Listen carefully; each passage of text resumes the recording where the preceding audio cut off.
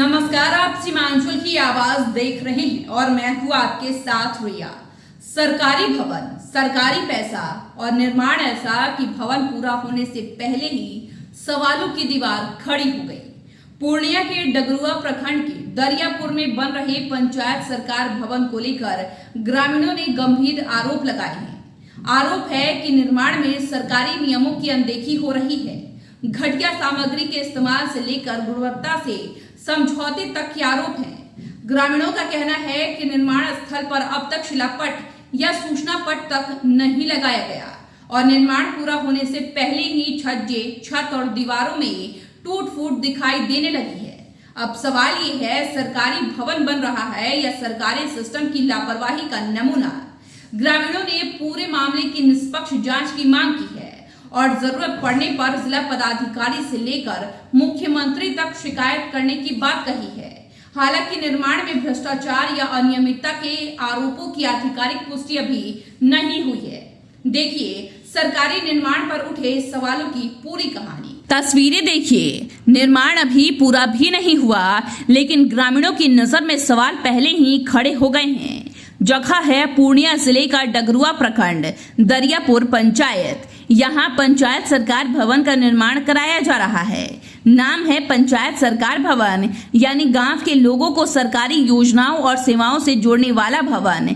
लेकिन ग्रामीणों का आरोप है कि जिस भवन से विकास की उम्मीद थी, उसी के निर्माण में कथित तौर पर नियमों और गुणवत्ता की अनदेखी हो रही है। ग्रामीणों का पहला सवाल है, शिलापट कहाँ है? सरकारी निर्माण कार्य में आमतौर पर योजना लागत एजेंसी और दूसरी जानकारी सार्वजनिक करने के लिए सूचना पट या शिलापट लगाए जाते हैं, लेकिन ग्रामीणों का कहना है कि निर्माण स्थल पर अब तक ऐसा कोई पट नहीं लगाया गया। अब सवाल ये, जब काम सरकारी है, पैसा सरकारी है, तो जानकारी छिपाने जैसी स्थिति क्यों?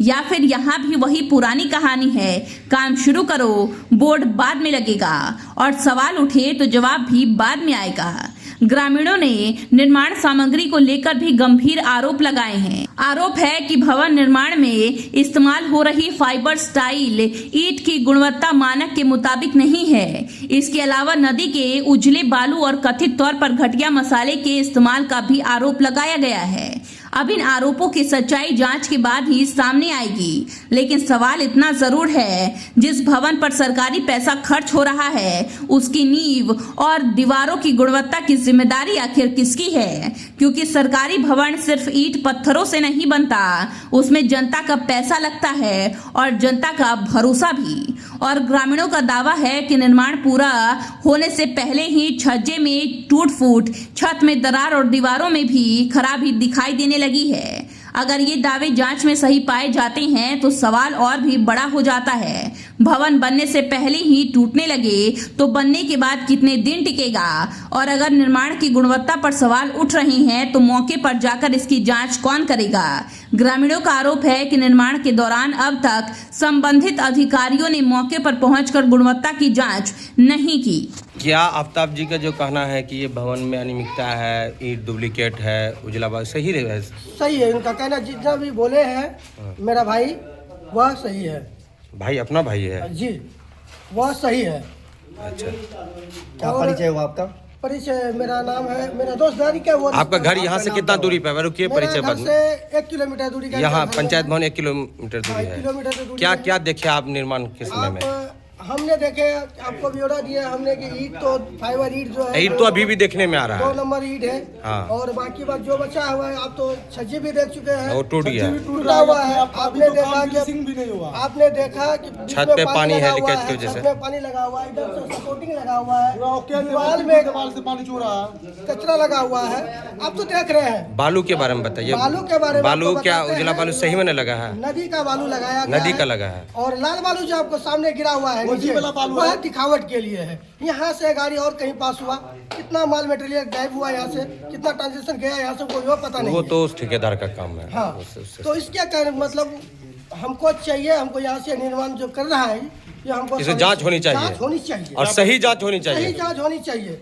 चाहे जिला में जाए, अलग टीम गठित होकर जानी हो, विभाग नहीं जांच करे।